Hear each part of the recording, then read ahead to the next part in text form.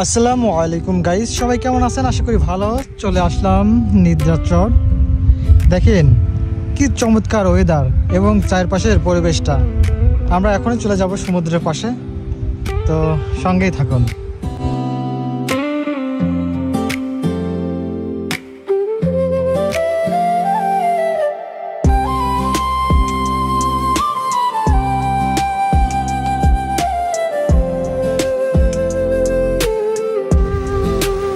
Guys দেখেন কি ওয়েদারে আসছি, নিদ্রাচর।